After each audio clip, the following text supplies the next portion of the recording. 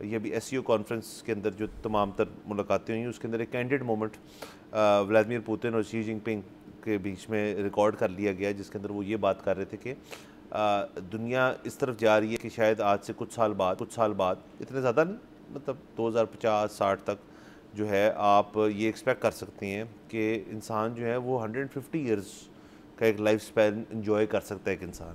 اور اس کے اندر انہوں نے آرگن ٹرانسپلانٹس کی بات کی اور میڈیکل سائنس کی بات کی. تو کل ہم نے ہلکی سی اس بات کو چھیڑا تھا، ہم نے سوچا اس کو ذرا مزید ایلیبریٹ کرتے ہیں کہ یہ جو 150 سال والی بات ہے اس میں 2 سوال ہیں. ایک تو یہ کہ کیا کوئی شخص 150 سال زندہ رہنا چاہتا بھی ہے یا نہیں، نمبر 1.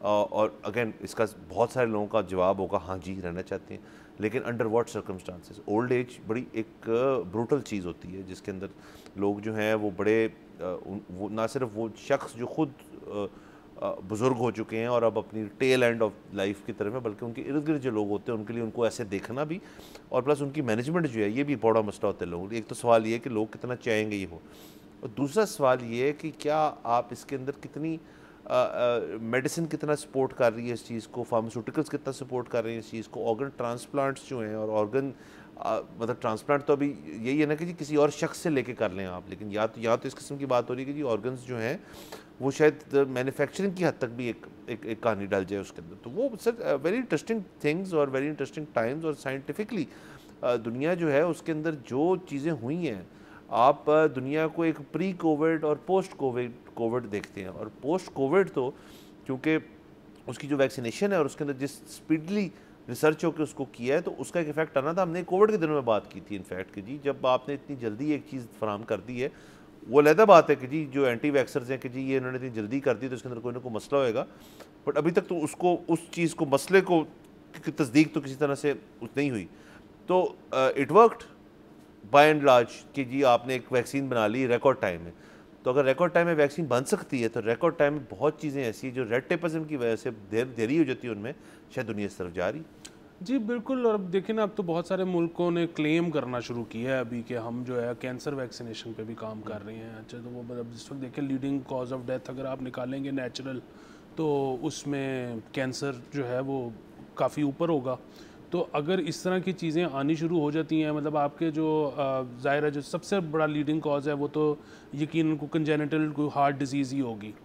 تو اس کے تو اب اتنے زیادہ ٹیسٹس ہونے شروع ہو گئے ہیں. اب مطلب اگر آپ تھوڑے سے بھی وسائل رکھتے ہیں تو ڈاکٹرز آپ کو کہتے ہیں کہ جی سالانہ اپنے کچھ ٹیسٹس کروا لیں اور ہم پریمپٹیولی پکڑ لیں گے کہ تھوڑا سا کوئی اگر بلڈ اپ بھی ہو رہا ہے تو ہم اسی وقت آپ کی جو ہے وہ لیسٹ انویسو پروسیجر کر دیں گے. آپ کا جو ہے وہ آپ کو انفارکشن سے بچا لیں گے ہم. سو آپ مطلب پاکستان جیسے غریب ملک کی بھی جو ایوریج ایج ہے وہ بڑھ رہی ہے، کم نہیں ہو رہی.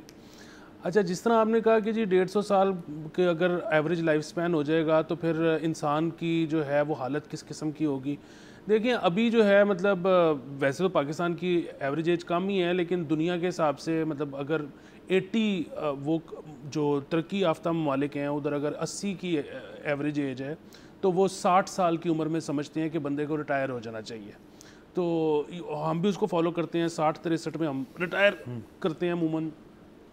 تو وہ یہ ہے کہ جی شاید جو آپ کی زندگی کے آخر 20 سال ہوتے ہیں وہ اس قابل نہیں ہوتے کہ آپ اس میں بہت اچھی طرح سے کچھ پرفارم کر سکیں. تو مسئلہ یہ ہے کہ جب آپ کا لائف سٹائل 150 جب آپ کے لائف سپین 150 کا ہو جائے گا تو پھر شاید آپ 110 سے 120 سال کی عمر تک کام کر سکتے ہیں. اب اگین یہ ڈیبیٹ کون کر رہا ہے کہ ہمارا تو آلریڈی یہ بڑا مسئلہ ہے کہ ہم یہاں پہ ان امپلائمنٹ بہت زیادہ ہے.